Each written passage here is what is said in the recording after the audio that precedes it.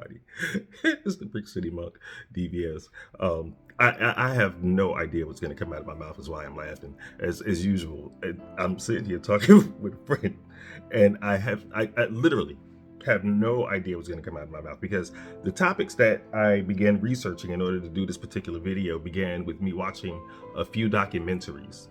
And the documentaries began, at first they were talking about white nationalism and how it began, how it was first framed. It began with the leaders in the Christian church. That's where your first white nationals came from, the leaders of the Christian church. Remember, through the Crusades and everything like that, all of the dark periods of Christianity, it was white men assuming power and authority at the same time. And then it came down and you had things like the KKK and all the rest of that. Now we have this thing that is a legal thing, this whole white national thing, which has brought its own, referendum to the floor on our national stage within our government. So watching these people operate, I was curious, because I'm wondering, what is the fragility that makes you all so have such enmity towards us, towards this hue? What is it? I'm trying to understand, and I don't. I found so much information, but I can't say that I'm any closer to understanding what it is that drives you all to hate us so much. Because in this particular country, we aren't that many. We still aren't even 20% of the country. White males, white women still make up over 56% of the demographic, I think, in the United States. So I was trying to figure out, like, what is it that is going on that makes you all hate? Like, we haven't assumed anything. We haven't taken over anything. We're not out here trying to, start our own country or anything. Not that we shouldn't. We actually deserve that. But how about this was our shit first? It not. That's a whole other situation that I need to research, and because I need to get the best information. I have all the ideas about it, but you already know the story. It doesn't even need details. They know they stole it, they killed us, they made us work it. That's what it is.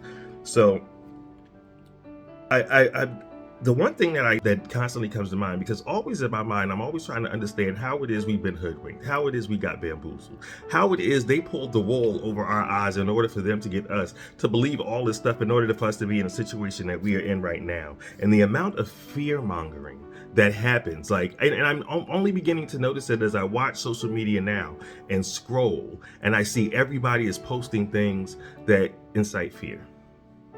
Everybody is posting things that incite. If it doesn't incite fear, people really don't post it. They want to post something that's going to shock you, something that's going to make you pay attention, something that's going to make you feel some sort of way and move into action. And that's what these white people, specifically men, I call them white men. And for white men, it's the patriarchy is what I'm referring to when I say white men.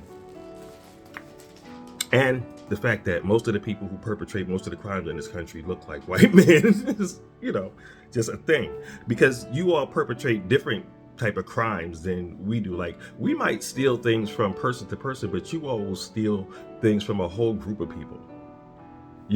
Walking out the door and getting my wallet taken is one thing. Getting my whole life savings taken is a different thing. My life savings being taken hurts more. So comparatively, because we're always in, and that's the other thing that we have been taught really seriously to do. Everything is in binary, and it fucks me up every time I begin to look at a situation and realize that we're taught to look at it in such a binary way. Everything is binary. It's you versus me, and us versus them, and this versus that. Everything has to be one way or another. In fact, most of the people who are making these laws in this country that affect people that don't even look like them are just trying to control you. It's just a control thing. Because you don't fit in the mold that they want you to fit in, they want you to fit in. They want you to fit in. So they pass these laws to keep you there, to keep you trying to fit into what it is they say. And that's the other thing, to trying to fit into what it is that they want us to do. We do that a lot. We do that more. And, I posted something the other day about, black people need to come together type of thing. I forget what the exact post was. And somebody posted something like, we need to, brush up on our diction and our, basically be resume ready type of people. The type of people who are always looking good and presenting ourselves well. And I had to pause. Because I realized that the person meant well, like we should be at our best. I realized that. But the other thing is, we're just emulating white people. Who set that standard? Who came up with what professionalism was? We don't ask these questions enough. Who came up with what the professional standard was? If you research it, you'll find out it was nobody that looked like us. So anytime we're trying to meet that standard, in essence, what we're trying to do is assimilate. We're trying to fit into them. We're trying to become them. Even in the last video when I talked about the Oscars and the Tonys and stuff like that. And again, not like the people of color who have received them, because it took forever for them to even recognize us in a lot of those categories. But at the same time, those are their categories. Those are things that they came up with.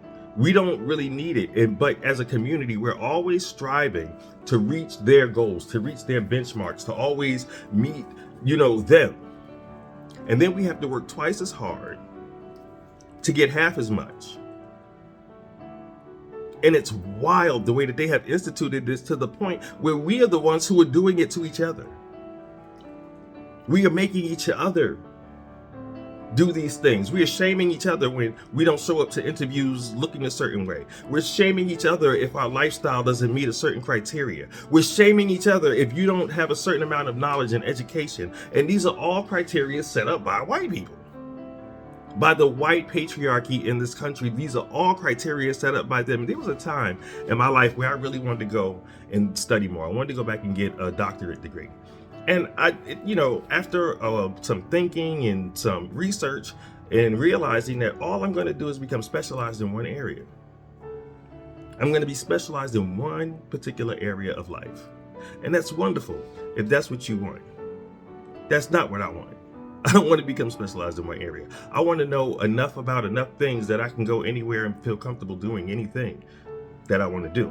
And trying to ingest all their ideas, all of the things that they came up with, is not something that I want to do anymore.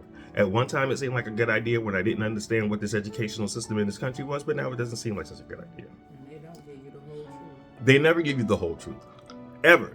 So it's like, I'm paying all this money, I'm doing all this research, I'm spending all this time and all this energy to find out half the truth. Maybe a quarter, maybe a tenth. They don't give us accurate information. They don't want us to know everything it is that they know. They don't want us to have the keys to the kingdom. They don't want us to live in their neighborhoods. They don't want us shopping where they shop. They don't want us going to the same banks that they go to and cash checks that are the same amount that theirs is. That is what they do not want that. We realize that, oh gosh, thank God for TikTok. And the reason I say that is because only over the past couple of years has most of the country come to realize that a lot of the systems in this country that are put in place that most of us complain about were created because of racism. Medicare, the 20% that you got to pay, is basically to keep black people from being able to afford medical care. That's why that is there. Paying for college is the same thing.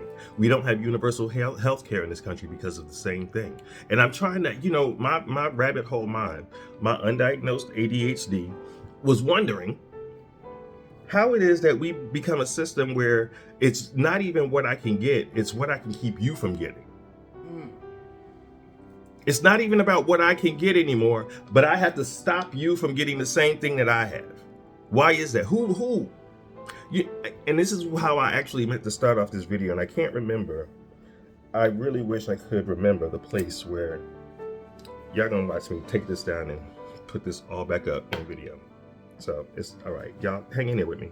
Just listen to what I'm saying. I don't remember where I got this proverb that I'm getting ready to relate, but it stuck with me obviously, and I'm going to tell it to you. So a group of missionaries went over to a country in Africa. And it was obviously a country that needed help with food and, things like that or whatever, for whatever reason. So the missionaries get there and they're playing games with little African children. And there was this one game where it was a race type of thing. And they said they put a basket of food as the prize. Like whoever gets there first can get the food. So, they had everybody line up and get ready, get set, on your mark, go. And when they said go, all the little African children joined hands and walked to the end of the finish line. And the missionaries were fucking stunned. They had never seen anything like this before in their lives. So they asked the children, why did you do that? They said, so everybody can enjoy the food. That's what we were taken from, and that's what's been taken from us. The ability to see each other, making sure that you have as much as I have. I'm not trying to outrace you. I'm trying to make sure that we finish the race. We don't have that anymore. We don't have that anymore, sadly. It's been beaten out of us. It has been propagandized out of us. It has been decultured out of us.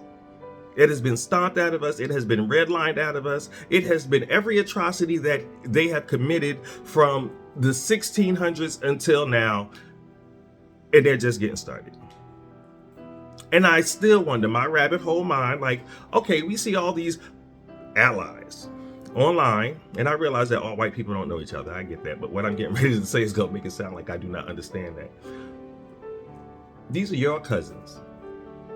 These are your uncles, your brothers, your neighbors. These are the people in your neighborhood. This young man said, I forget his name, but I'm gonna find his name because it's worth it for me to find his name. He was on a video on TikTok, and they had invited him onto a news show, and of course they were talking about race and culture and things like that. And this young man said, Black genius has described to the white world the traumas and all of all the atrocities that you have committed. We have reported it back to you. We told you how it feels. We've written letters, we've written books, we've written plays, we've written all these things. He said, and I'm not interested in throwing any more black genius at it.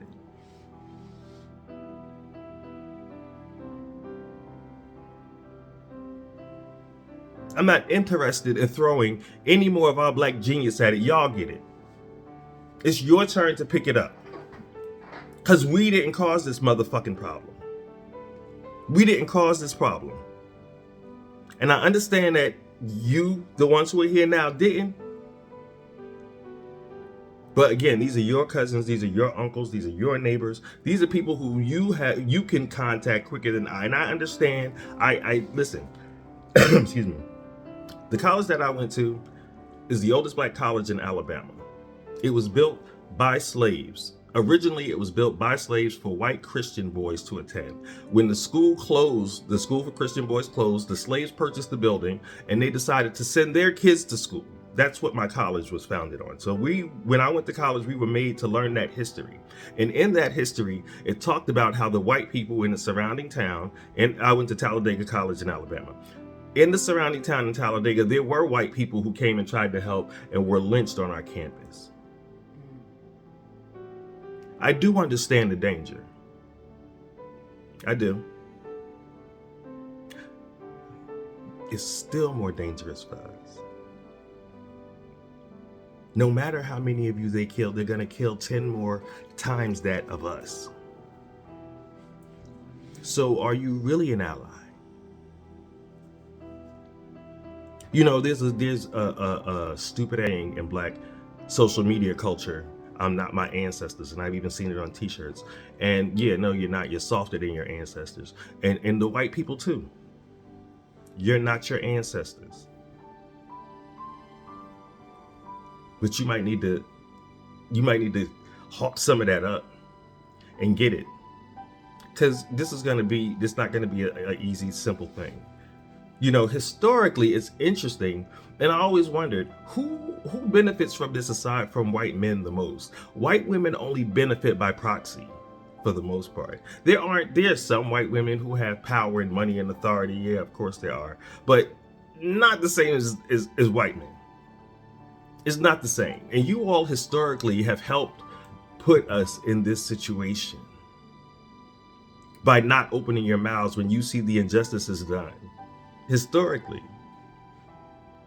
And not only that, you have taken up the mantle, and you are the first in the line of defense that the white patriarchy uses as white women. You are the frontline soldiers. You are the ones who they put there first, because you are the ones who are going to lose the most, or at least that's what they tell you. They have you in fear that you are going to lose the most. So you join them. You've joined them historically. You've taken out your anger and your frustration on our black bodies. They made laws to keep you all out of jail because you all were the ones who were beating little black children to death because your husbands had slept with slaves and created more inventory. You all were the ones who were beating those slave women to death, those enslaved women to death, because you didn't like the fact that your husband was leaving your bed to go to hers. And you still see marriage as a prize.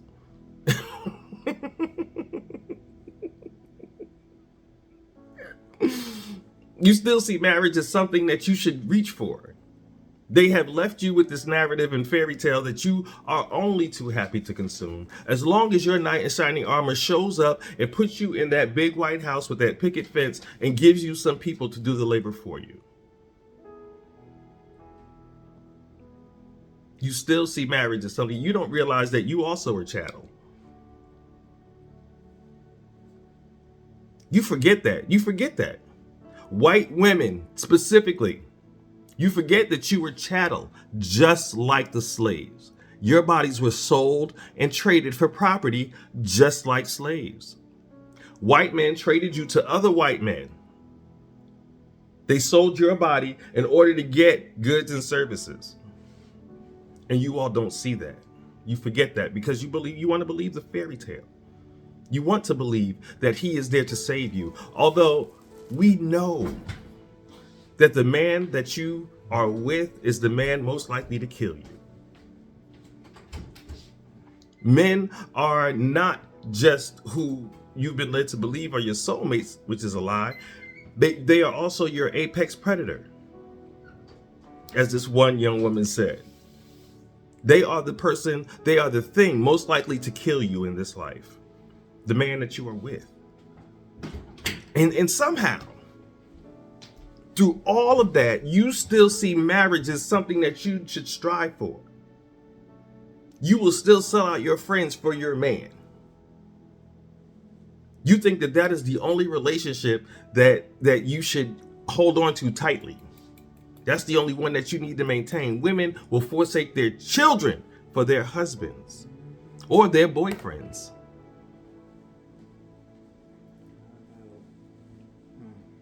I've seen it time and time again. I've seen it time and time again. You all, I don't know what it is, how they because women are in touch more with your emotions than men are. They play on that. They get you in your emotions. They sell you something that feels good, but is a lie. Because you can examine every piece of evidence that you want to. You can go down every rabbit hole that you can find, and you will see that there aren't as many happy marriages as you've been led to believe. But yet they will have you believing that yours is going to be the exception. It's going to work for you. Other people just didn't know how to do it. The millions of other people who have been divorced, and you are the one who's going to get it right. How arrogant is that? How ignorantly arrogant is that? For you to believe that you are going to do something that millions of other people have tried and make it work in a way that they did. It's a special kind of arrogance. That's like the person who takes a hit of crack for the first time and you think that you're going to control your addiction like the other addicts tried to. It's insane what they do. This is mental manipulation and we fall for it. How do you fall for that? How do you fall for the narrative that you should marry the entity that is most likely to kill you? How do you fall for the narrative that you are supposed to shackle yourself legally to this person for the rest of your fucking life? So at any moment he can wake up and kill you. I said something a couple of videos ago that I had heard again from another creator on, I believe it was TikTok. And the young lady said that, I believe it was a young lady anyway, the creator said that they didn't believe that men and women were supposed to be in relationships together. That it was more likely the natural thing for women to form communities amongst themselves and for men to form communities amongst themselves. To come together to have children and maybe raise children together but not necessarily as a husband and what we've come to know as husband and wife, like to have children and raise them, maybe co-parent in a co-parenting situation. But if you look and examine not just society, but the relationships of the people who are around you the most, you'll find most of the men get in or tend to want to spend more time with other men. And that's a natural thing. I don't know why we think that's a gay thing or a weird thing, or, this would be some sort of negative implication on that. Somebody who has the same physiology as you and mentality type as you, wouldn't you want to? That is a comfort. It's ease. And the same thing with women. And it would be easier and probably better on society if women form communities with other women, because they would protect children more so than men. Children would be protected better in a community filled with women than you have in a community mixed with men and women. It's easier for children to get victimized in this society, in this culture, in this particular makeup, when you have men in the mix, than it is when you just have a bunch of women. I'm not saying it wouldn't happen. What I'm saying is it's less likely. And the fact that we don't understand, we think ideas like that are weird. We term them gay. We say that it's against nature. But if you look at nature, that's what nature does. I don't understand how it is that we don't understand. We keep buying the fairy tale because they keep pushing it. They put it in every commercial. They put it in every movie. Every movie, if it's an action movie, a thriller, there's always a love, even if it's just the underlying, they're just acting like, or there's a sexual tension. The movie can have nothing to do with the relationship. It could be about murder, mayhem, and all these other things. But there's an underlying sexual tension somewhere in the freaking movie. Because they do not want you to forget that they want you to breed. That your job here is to breed for them. To provide more people for them. How don't you get that? How don't you get that? We take pride in the amount of children that we have. Like having a big number of children is something to be proud of. If you did, wonderful. That's it. If you had a large number of children and you raised well-adjusted people, congratulations. There you go. That's what I'm talking about. I have no problem with that. Just having a large number of children. Many of the people who have large numbers of children don't make sure that all their children are doing well. I come from a family with a large number of children. It's just not humanly possible all the time. Particularly the way that society is structured now. You barely get to spend time with your kids. You have to go out and work. You have to make this happen. You have to clean the house. You have to do this. You have to do that. It's a lot. I get it. So why would you add to that burden? Only because you've been taught that. And particularly in Black communities, we do that. At my last family reunion, it was one of my aunts. We were all taking family pictures and we were taking them like as groups, like this particular part of the family, like me and my family, and then my aunt and her family, and so on and so forth, like that. And one of my aunts got up there, and this is just me and my bullshit. One of my aunts got up there and she had the largest number of grandchildren. So she thought that was prolific and she should have some sort of award.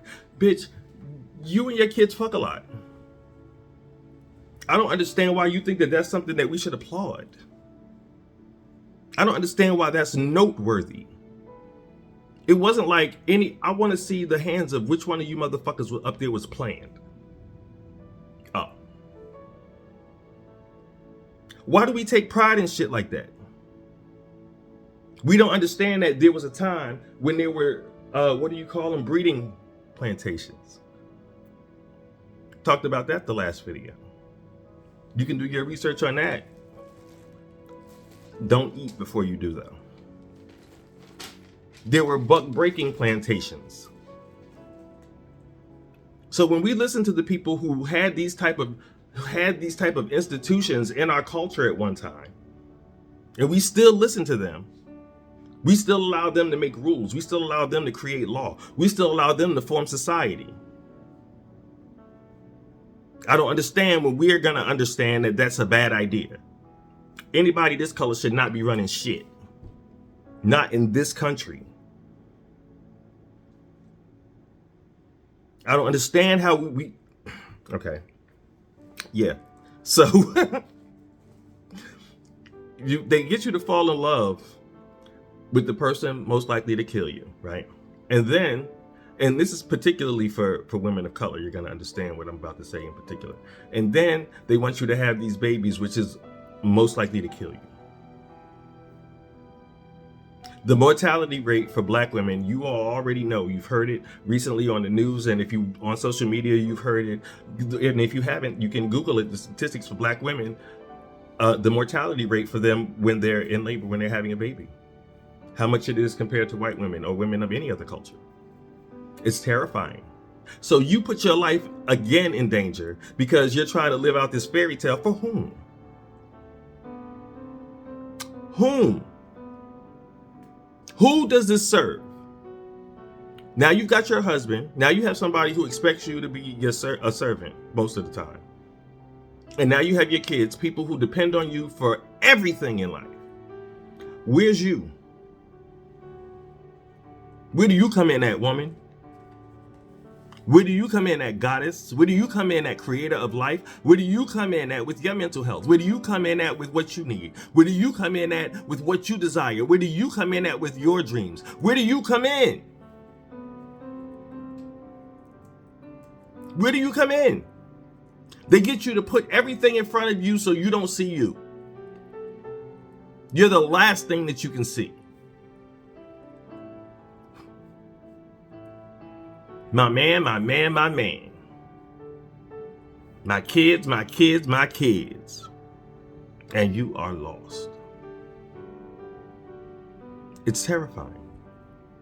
They know, and they know who is they? The same white men, the same patriarchy. They know that you are the thing to suppress in this society because you are the most inspiring thing. You are the thing most likely to get up and uproot all of their systems. You are the thing that will bring new life and new consciousness. You are that thing. That's why I talk to black women for the most part and not black men. I understand that there's a difference and they maybe shouldn't even be in the same house. I understand that. I understand that they should only have cursory contact with each other. I think men would be happier you spend time with other men. There's less expectation on you of what to be. Because the other thing, this is why I love it, and sometimes I get really, really carried away. If you know me, you know what I'm about to say. I was watching something on social media, and there was this young lady who talked about the way that men are socialized. And she said that men aren't even taught how to be men. We're just taught not to be women. Yeah, and that's true. Particularly in the black community. We're not taught how to, they'll tell you all the time, don't cry, be a man. What does that mean? So if crying is the natural way to express whatever it is I'm going through right now, or to release whatever feelings I have going on inside of my body, and you're telling me I can't do that because that's a feminine trait and I am a masculine entity. So now you haven't told me what the masculine entity does with this particular energy. You just told me that I can't. You told me what I can't do, but not told me what I can. Oh, and that's for a lot of things. Don't do that. Be a man. Man up. How many times have we said that? How many times have we heard it? How many times has it been said to us about something that we've been doing? What does that fucking mean? That's what I'm talking about. The binary thinking. You can only think that there's two ways of existing in an infinite universe we live in, and you can only think of two fucking ways. They've taught you that. They've taught you that. That doesn't exist within you naturally. That was hammered into you, that was beat into you, that was drummed into you. It was repeated time and time again. They said it in church, they said it in school, your homeboys told it to you on the street, your cousins reiterated it at parties, and when you would spend the night, your uncles told you when they would punch you in the chest. Yes.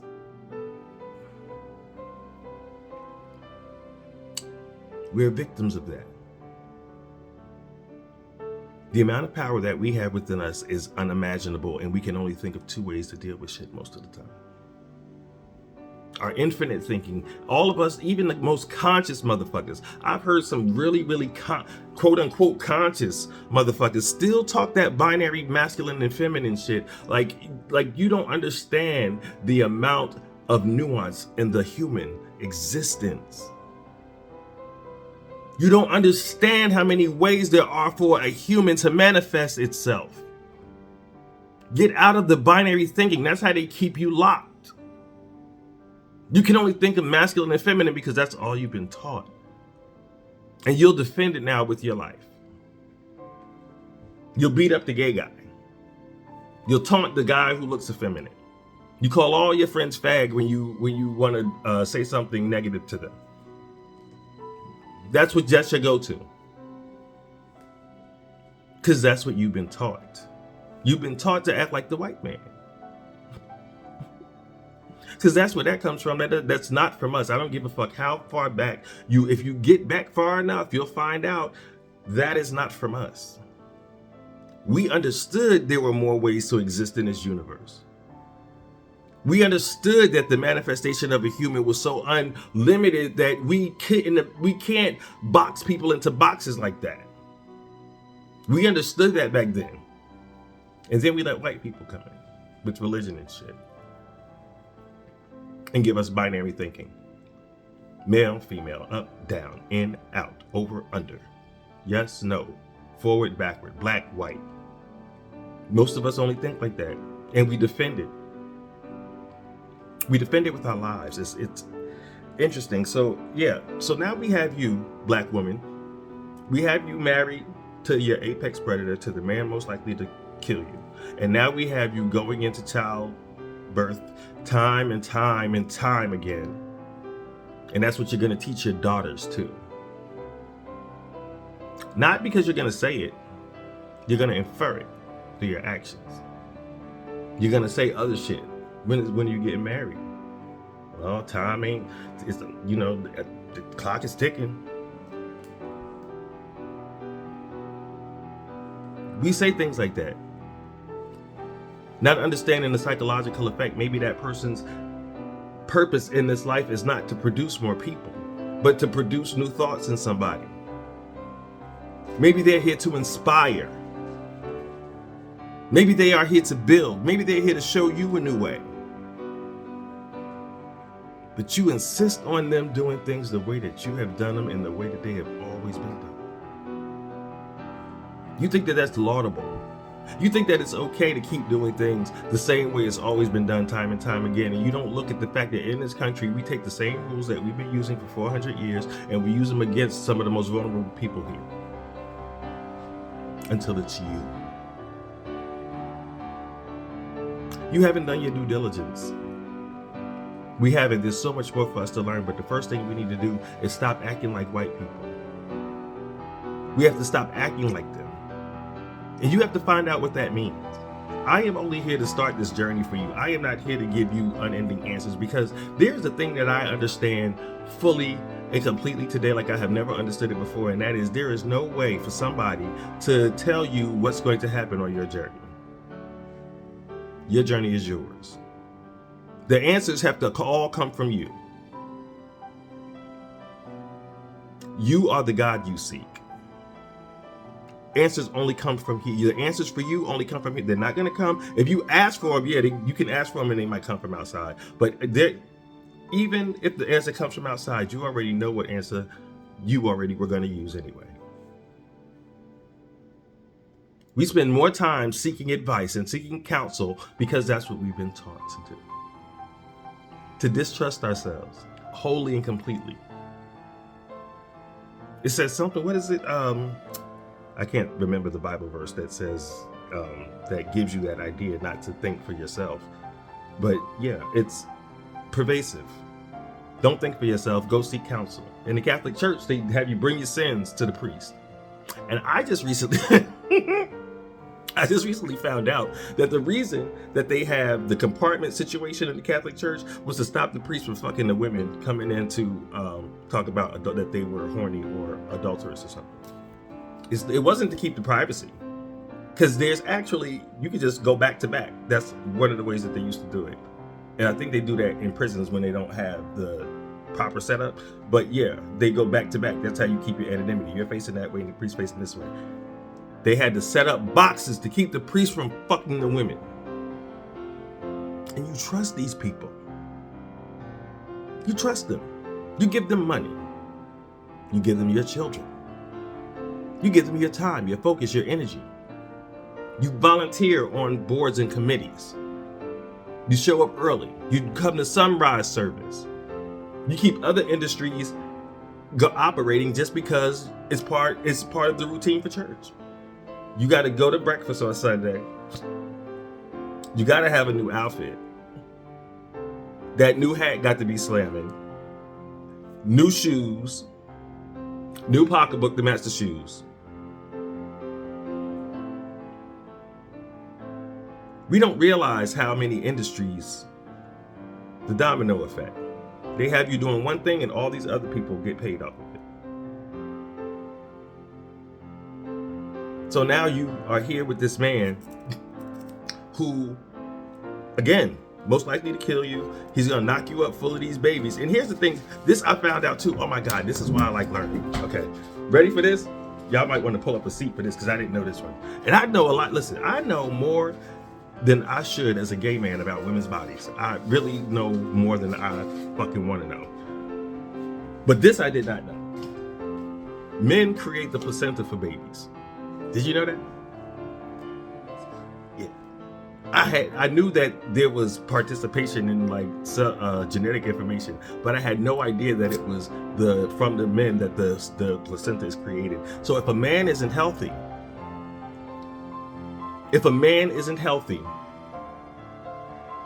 guess what?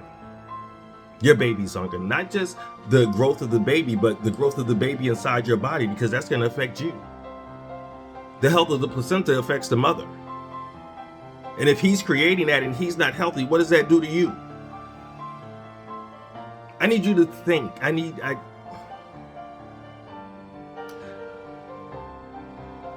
If you don't hear me say anything else, please hear me say this. Money, so much money, the majority of money in this country is made out of ignorance. Simply because we don't know. Because you do not know your body, because you do not know health, that situation, which sounds like something that the doctor can give you a pill for or monitor you for or something like that, can turn into an expensive situation. Now there's drugs involved. Now there's operating procedures involved. Now there's other things involved. You keep bringing in more, paying them more, giving them more. I don't understand, right? Because I hope you hear me. I hope you understand. I hope that you're getting what it is that I'm trying to say, because I need for women to hear me and understand that even though the direction in this country, it looks like they're trying to put black people or people of color back into slavery, it is more so that they are going to enslave you as well. Please know that. You were first on the fucking chopping block. They took away your right to have your body not invaded by somebody else's cells. Because that's what pregnancy is. Cells invade your body and multiply. It's an infestation of your womb with cells. Don't look at me like that. Shut up. So, I need y'all to be aware. I need you to understand what's happening, because nobody's coming to the rescue. Nobody is coming to the rescue. They have put you on the chopping block first, but they've done it in such a way you don't even realize that you are in the same category as the immigrants that have been deported, as the men in jail who are making, items for a whole bunch of countries for pennies on the dollar. You don't realize we're all in the same boat. They're selling all of us some sort of dream and making us think that everything is okay. But they have taken away your rights. It's crazy. I'm not surprised. I'm surprised, but I'm not surprised. Listen. Because it's so much when it comes to that community. It's a lot. Fathers, daughters, brothers, mothers, sons. I didn't know. Okay, so the other thing. A lot of everything. as you know, this is, we segue kind of thing. I watched this documentary called Sins of the Amish. If you have Peacock, you can watch it on there. And this goes into everything that I'm talking about. You'll everything that I've talked about, you'll be able to. So in this, I didn't know that 1 out of 6 Amish women are raped by an Amish man. Your apex predator is who you're expected to marry.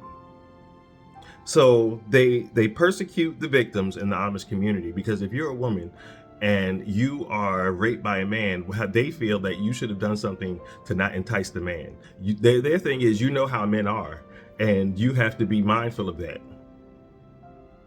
That's why I talk to women. That's why I'm talking to women. That's why I'm not talking to men, because I know exactly. I have a man's mind. I already know what the fuck is up there. It's terrifying. It terrifies me.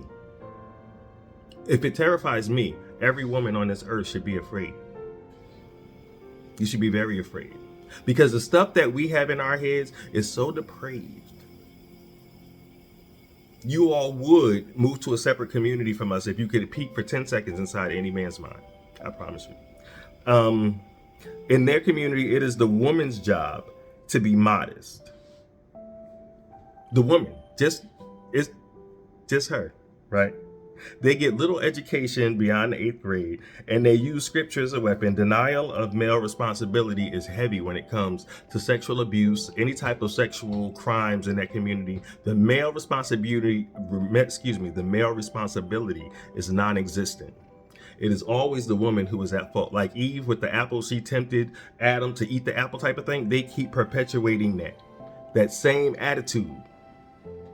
But yet, in the Amish community, you have to get married. It is unheard of for you not to get married, even if they have you marry your cousin.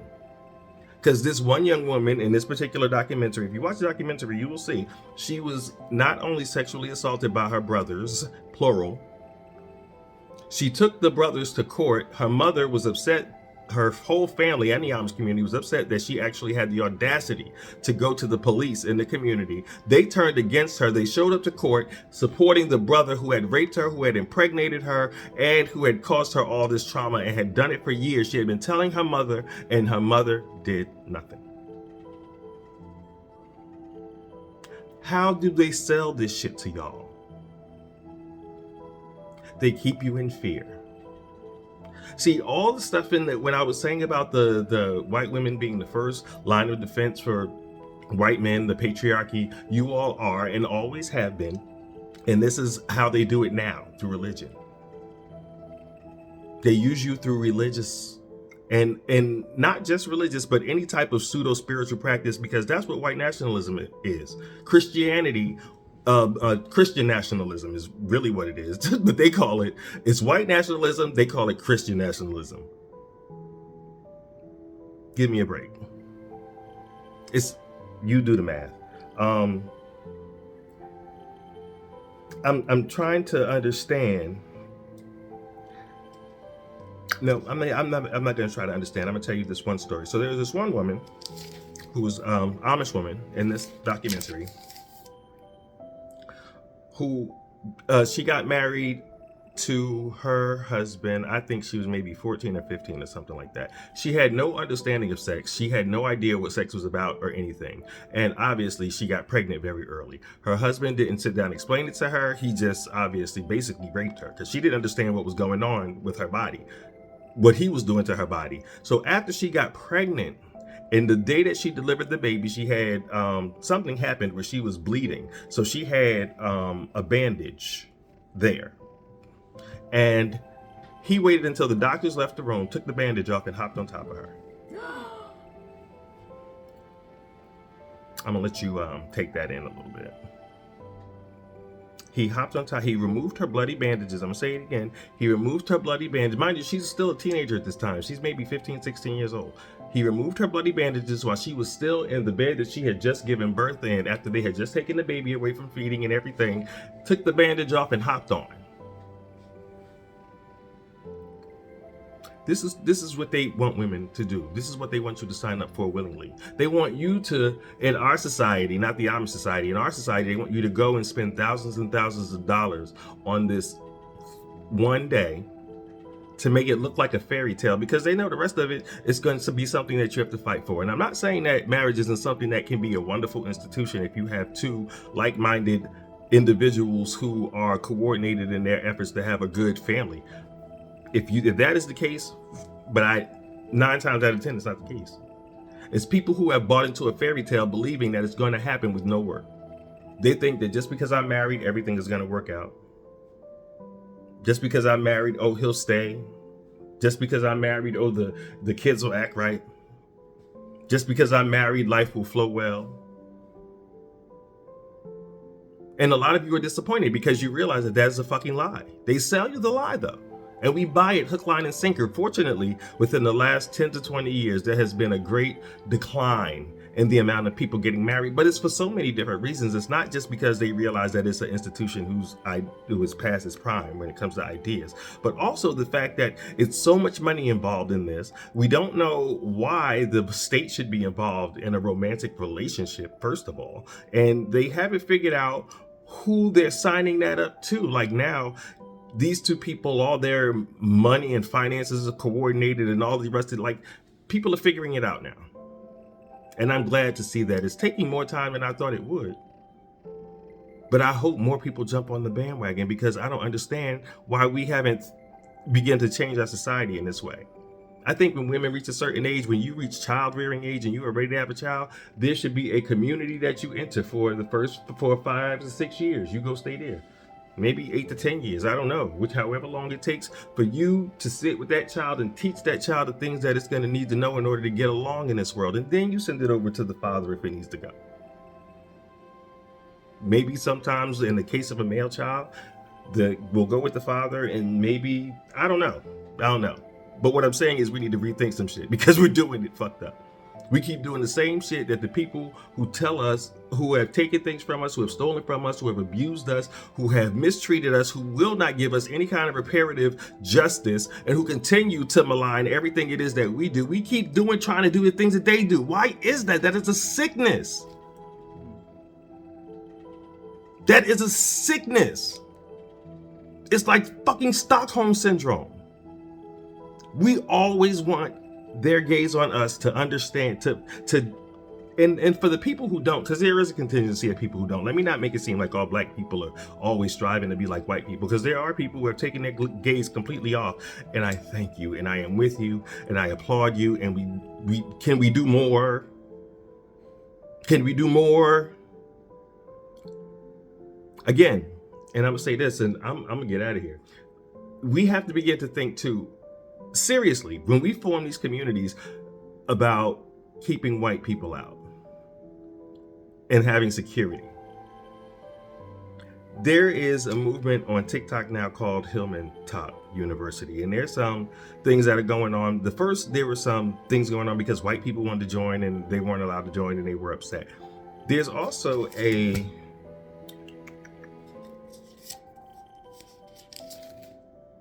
there's another, oh man. So there's this documentary called America to Me, I believe. It's on Hulu too. It's on Hulu as well. And there's this, in the documentary, the first episode, there's a school they're talking about race from the perspective of kids at this school called Oak Park. I forget where it is, but you can check out the documentary. Anyway, one of the things that happens at the beginning of the documentary is the school has an assembly, and it's a Black Lives Matter assembly, right? But it's only for black students. And the white kids are livid. And I don't understand that. Why do y'all always feel the need to want to be in our spaces with us? If there was something called a white rally, we would not want to be there. I don't know any black person that wants to go to any rally that begins with white.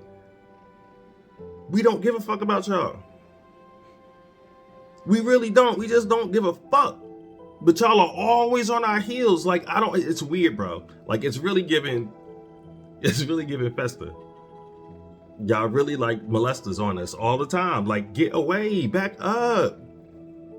We just over here trying to live. Y'all be so, and that's the thing. It's the fragility that causes your anger. It is because you realize that you are not a superior human being. Everything about you is defective, from your DNA down to the way that you deal with people. Everything. And because you are defective, you are angry. And that is why you try and exert power. Because real power never does that. It never has to exert itself the way white supremacy claims to. So keep believing your delusion. I hope that women, particularly black women, but women specifically and in general, learn this stuff. Wake up from the dream. You ain't got to be woke and all the rest of that. If that offends you in any type of way, if that offends you, you probably don't need to be on my motherfucking page. Scram. But if you need to wake up to what is happening and not try and stop trying to force nature to be what you want it to be, because it's not even what you want it to be. You're trying to force it to be what other people have told you it should be. And they don't even live that way. If you really knew these men, these are the same men who shut down Grindr when they had the Republican National Convention, which was a predominantly straight white male convention. But the app for the gay men, there were so many men there from the convention that they had to shut the app down. These are the same men that go home to their wives. These are the same men that vote against trans rights. These are the same men that vote against anything that has to do with Black lives. These are the same men. These are the same men.